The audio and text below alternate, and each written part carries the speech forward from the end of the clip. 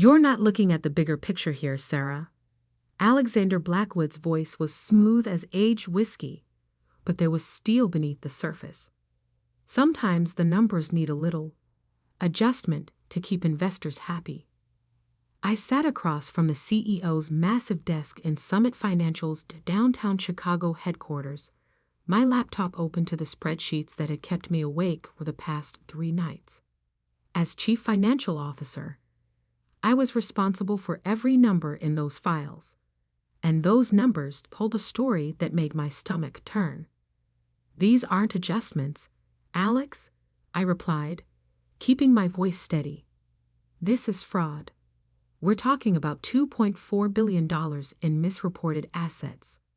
He leaned back in his leather chair, sunlight glinting off his Rolex as he gestured dismissively. "Every major firm does this. It's how the game is played. You've been CFO for what?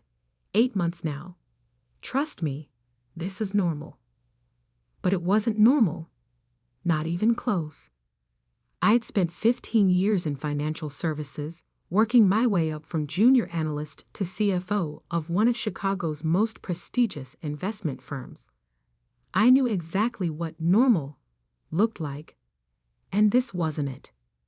"The Miller account alone has $400 million in phantom trades," I said, turning my laptop to show him. "These transactions don't exist. We're reporting profits on trades that never happened." Alex's smile didn't waver, but his eyes hardened. "Sarah, let me be clear. Your job is to make our numbers work. How you do that is up to you, but those reports need to show a 15% quarterly growth. The board meeting is in 2 days." I closed my laptop slowly, buying time to control my rising anger. "And if I refuse? Then perhaps we need someone with a better understanding of corporate realities." His tone was still pleasant, but the threat was clear. Someone less naive. I stood up, clutching my laptop. "I'll have my response to you by tomorrow morning. Make it the right one," he called after me as I left his office. The walk back to my own office felt like moving through a dream. Everything looked normal. Analysts hunched over their computers, traders shouting into phones, the usual chaos of a busy investment firm. But now I saw it all differently, wondering how much was real and how much was carefully constructed fiction. "Everything okay?" my assistant Michael asked as I passed his desk. "You look like you've seen a ghost." More like I'd seen the ghost of my career, I thought, but I just nodded and closed my office door. Sitting at my desk, I opened my personal email and began documenting everything I'd discovered. The fake trades, the inflated assets, the elaborate web of lies that Alex had built to keep Summit Financial looking more profitable than it was. I attached spreadsheets, screenshots, internal memos, anything that proved what was really happening. A knock at my door made me jump. It was Jennifer Torres, our head of compliance and one of the few people I truly trusted. "Got a minute?" she asked, closing the door behind her. I nodded, minimizing my email. "What's up?" "You know what's up," she said quietly, sitting down. "I saw the real numbers, Sarah. We're not just talking about creative accounting here. This is serious. Alex wants me to fix it," I said. "Make it all look legitimate for the board meeting." Jennifer's face darkened. "He's been doing this for years. The last CFO, Marcus Williams, he didn't retire to Florida like they told everyone. He left because he couldn't handle the guilt anymore." That was news to me. Marcus had been my mentor, the one who'd recommended me for the CFO position. He disappeared so suddenly 6 months ago, leaving only a brief email saying he needed a change. "Have you kept any records?" Jennifer asked. "Documentation of what they're asking you to do." I patted my laptop. "Everything." But what good does it do? If I don't play along, I'm fired. If I do, I trailed off, thinking of the potential consequences. If you do, you're complicit, she finished. And when this all falls apart, because it will fall apart, you'll go down with them. She was right. I'd seen enough corporate fraud cases to know how they ended. The higher up you were, the harder you fell. There's another option, Jennifer said, even quieter now. We could report it to the SEC. Better. I have a contact at the FBI's Financial Crimes Division. This is exactly the kind of case they live for. I stared at her. The FBI? Jennifer, we're talking about one of the most powerful firms in Chicago. Alex Blackwood sits on charity boards with senators. Which is exactly why they'd be interested. She pulled out a business card and slid it across my desk. Just think about it. But don't wait too long. After she left, I sat looking at the card for a long time. Special Agent David Martinez, FBI Financial Crimes Unit. My future could change with one phone call. My cell phone buzzed. A text from Alex. Dinner tonight? We should discuss your concerns privately. I knew what that meant. He tried to charm me, convince me to see things his way. He was good at that. It's how he built Summit Financial into a powerhouse, making everyone believe in his version of reality. Instead of responding, I began forwarding emails to my personal account. Every questionable transaction, every manipulated report, every conversation where the fraud was discussed. Years of evidence that would destroy the carefully crafted image of Summit Financial. At 7 p.m., my office phone rang. Alex again. Sarah? About dinner. I'm still reviewing the numbers. I cut him off. I'll have everything ready for the board meeting. He paused. The right numbers? You'll have your 15% growth, I said carefully, not technically lying. The board would see numbers showing growth. They just might not be the ones he expected. After hanging up, I looked at Agent Martinez's card again, then at my laptop, containing enough evidence to bring down one of Chicago's financial giants. Sometimes the numbers need adjustment, Alex had said, but some things didn't need adjustment. They needed exposure. I picked up my phone and dialed the number on the card. A calm voice answered on the second ring.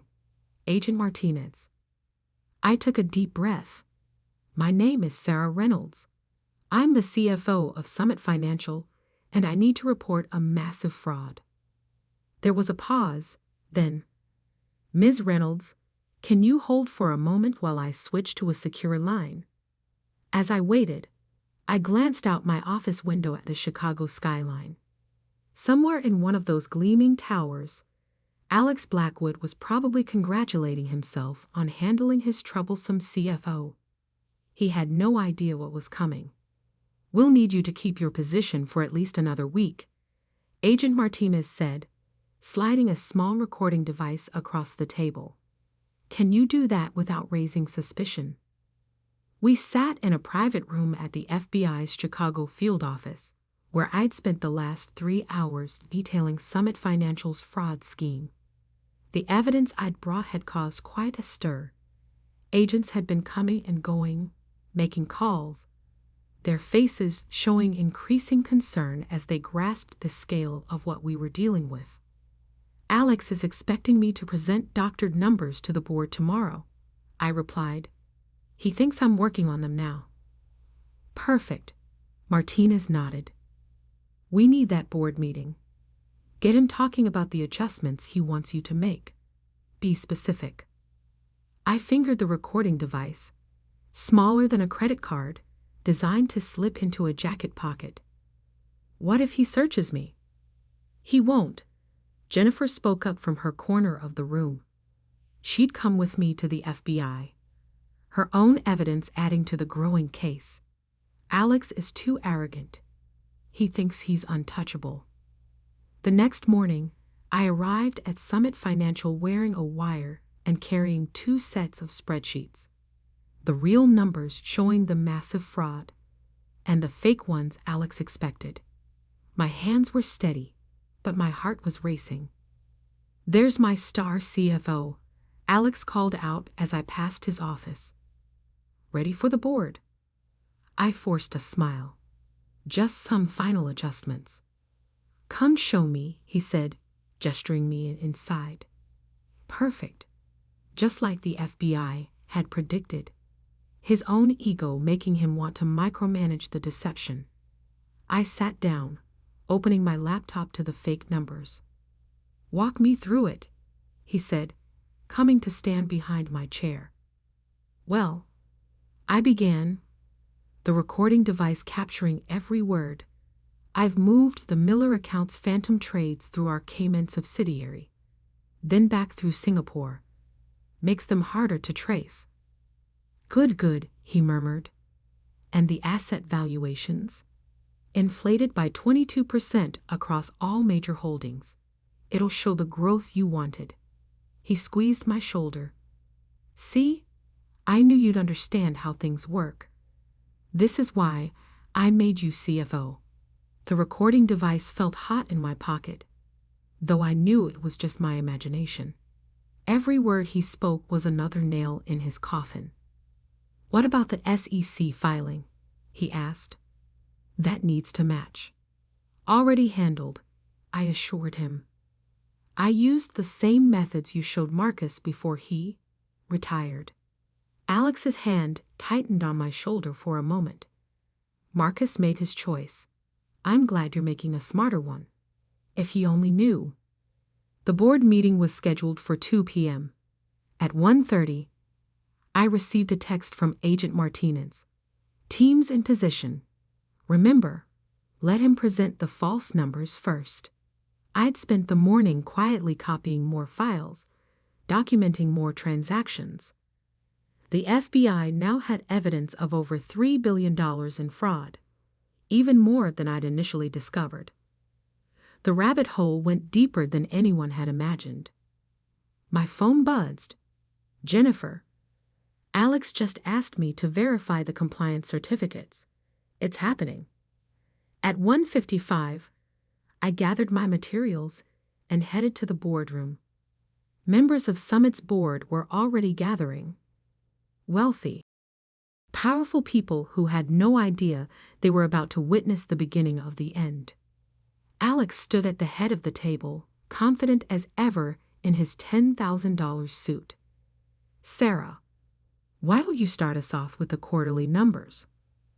I stood, hands steady as I connected my laptop to the projector. The fake spreadsheets appeared on screen, showing exactly what Alex wanted everyone to see.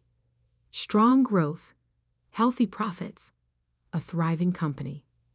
"As you can see," I began, "our third quarter shows significant growth across all divisions." Alex beamed as I walked through the lies he'd orchestrated. Board members nodded approvingly, some making notes. None of them questioned why our firm was doing so well while our competitors struggled. Then, exactly as planned, Alex took over.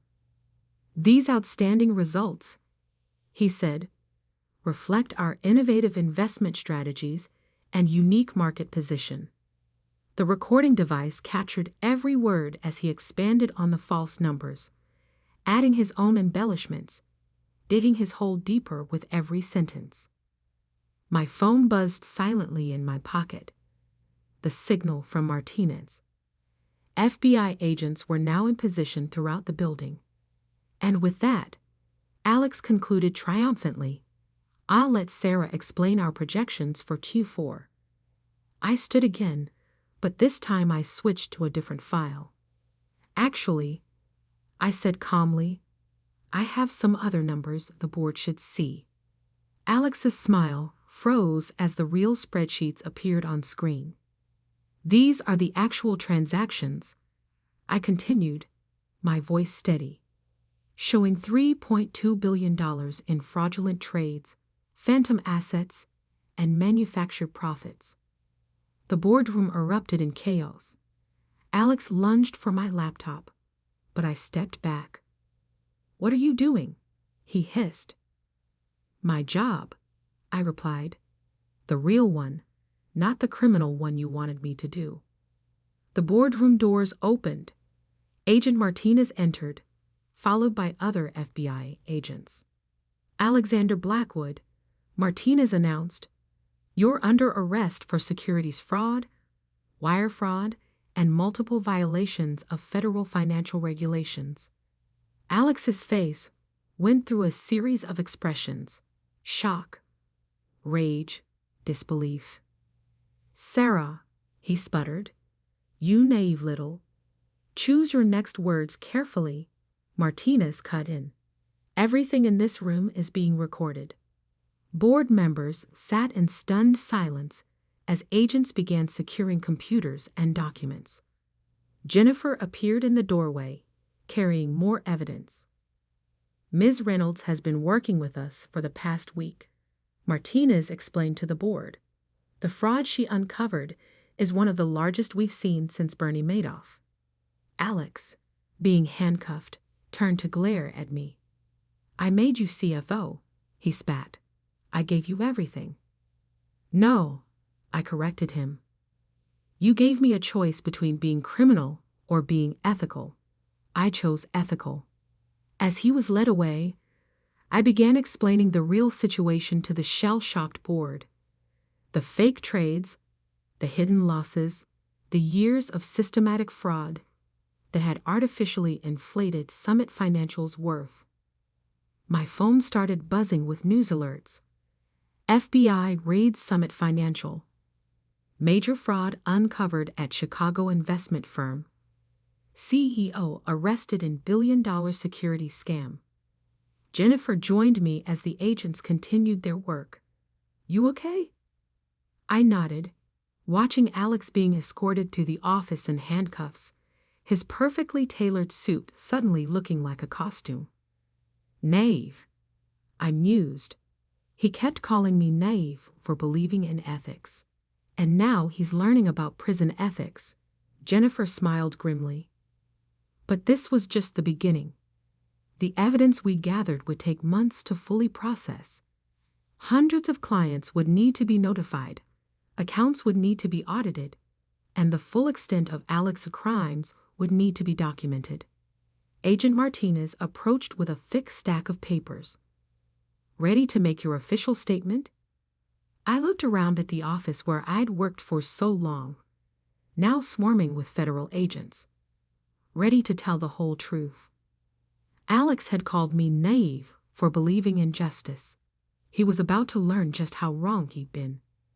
6 months after Alexander Blackwood was led out of Summit Financial in handcuffs, I sat in a federal courthouse, preparing to testify at his trial. The evidence we'd uncovered had blown up into the largest financial fraud case Chicago had seen in decades. "Ready?" Agent Martinez asked, reviewing his notes beside me. I nodded, watching Alex being led into the courtroom. His $10,000 suits had been replaced by department store clothing that somehow made him look smaller. But his eyes, when they met mine, still burned with the same arrogance. "The prosecution calls Sarah Reynolds," the judge announced. As I took the stand, I thought about how much had changed since that day in Alex's office when he'd called me naive for refusing to cook the books. The investigation had revealed fraud going back 15 years, totaling over $4.8 billion, far more than we'd initially discovered. "Ms. Reynolds," the prosecutor began, "please explain to the court how you first discovered the fraudulent activities at Summit Financial." For the next 3 hours, I laid out every detail. The fake trades, the phantom assets, the elaborate network of shell companies Alex had used to hide losses. I explained complex financial schemes in terms the jury could understand, watching their faces shift from confusion to shock to outrage. And Mr. Blackwood's response when you confronted him about these irregularities? He told me it was normal, I replied, that every major firm does it. He called me naive for questioning it. Alex's lawyer tried to paint me as a disgruntled employee, but the evidence was overwhelming. The recordings I'd made, the documentation Jennifer and I had gathered, the testimonies from other employees who'd come forward, it all told the same story. During a break in proceedings, Jennifer showed me the latest financial news on her tablet. Summit Financial Fraud claims more victims. 3 major banks implicated. FBI investigation expands to international financial networks. Whistleblower testimony reveals decade of systematic fraud. They're calling it the Chicago version of Enron, she said. I thought of Marcus Williams, my predecessor, who'd fled to Florida rather than face what he'd helped create. The FBI had found him, and he turned state's evidence, adding his testimony to the mountain of proof against Alex. The trial lasted 3 weeks. Each day revealed new depths of corruption, new layers of fraud that had permeated every level of Summit Financial. Board members who had nodded approvingly at Alex's false numbers now faced their own legal troubles. Finally, it was time for the verdict. On the charge of securities fraud, how do you find? Guilty. Wire fraud? Guilty. Money laundering? Guilty. 23 counts in total, 23 guilty verdicts. When the judge announced the sentence, 18 years in federal prison, Alex finally lost his composure. This is ridiculous, he shouted, jumping up. Everyone does it. I just got caught because some naive little. Mr. Blackwood, the judge cut in sharply, I suggest you stop talking. Your definition of normal business practices is precisely why you'll be spending the next 18 years in prison. Outside the courthouse, reporters swarmed us. Ms. Reynolds, how does it feel to be vindicated? What made you decide to come forward? Are you worried about retaliation from others in the industry? I faced the cameras calmly. I did what any ethical professional should do. The real question is why more people don't speak up when they see fraud. The aftermath transformed the financial industry in Chicago. The SEC launched investigations into several other firms, and new regulations were proposed to prevent similar frauds. Summit Financial itself was dissolved, its legitimate assets sold off to repay defrauded investors. The magnificent office building where Alex had once ruled now housed other companies, the Summit name removed from its facade. A month after the trial, I received an unexpected call from Harvard Business School. They wanted me to give a guest lecture on corporate ethics and the importance of whistleblower protection. Standing in front of those students, I told them the real story, not just the fraud and its discovery, but the moral choice every financial professional eventually faces. There will come a moment, I explained, when someone asks you to cross a line. They'll tell you it's normal, that everyone does it. That's when you have to decide what kind of professional you want to be. The lecture was picked up by major business publications. Soon I was speaking at conferences, consulting with firms on ethical compliance, and helping draft new industry regulations. Not bad for someone naive, Jennifer commented after one such presentation. I smiled, remembering Alex's words. Turns out believing in ethics isn't naive. It's the only way this industry can survive. 1 year to the day after Alex's arrest, I received a letter from him. The prison return address made me smile. Sarah, he wrote, I still think you don't understand how business really works. But I have to admit, you played it smart. Smarter than me, in the end. I didn't reply.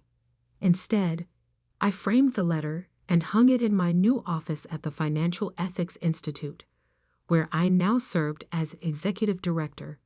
It served as a reminder that sometimes being naive means being strong enough to stand up for what's right. The press still called occasionally, wanting updates or comments on new financial scandals. They always asked if I regretted coming forward, if the personal cost had been too high. I would think of Alex in his prison cell, of the thousands of investors whose money we'd helped recover, of the young professionals who now had a roadmap for handling ethical dilemmas. The only cost, I would tell them, would have been staying silent. Marcus Williams called me from Florida, where he was serving his reduced sentence for cooperation. "You did what I should have done years ago," he said. "You stood up to him." It wasn't just me, I reminded him. It was everyone who came forward after, everyone who chose truth over comfort. The financial industry was changing, slowly but surely. New compliance protocols were being implemented, inspired by what we'd uncovered at Summit. Young analysts were being trained to spot and report fraud, rather than hide it. One evening, as I was leaving my office, I ran into one of the Harvard students who'd attended my lecture. She was now working as a junior analyst at a major bank. "I almost compromised today," she told me. "My manager wanted me to hide some losses, but I remembered your story. I reported it instead. That, more than anything, made it all worthwhile." Alex had called me naive for believing in justice, for thinking one person could stand up against systemic corruption. Now he had 18 years in federal prison to think about who had really been naive: the whistleblower who exposed the truth, or the criminal who thought he'd never be caught. As for me, I kept the recording device Agent Martinez had given me, framed alongside Alex's letter and the first newspaper article about the case. Together, they told a story not just about fraud and justice, but about the choice we all face between what's easy and what's right. Sometimes being naive means being brave enough to believe that truth matters, that justice is possible, that one person's stand can change an entire industry. And sometimes, as Alex learned from his prison cell, the people you dismiss as naive turn out to be the ones who bring your empire crumbling down.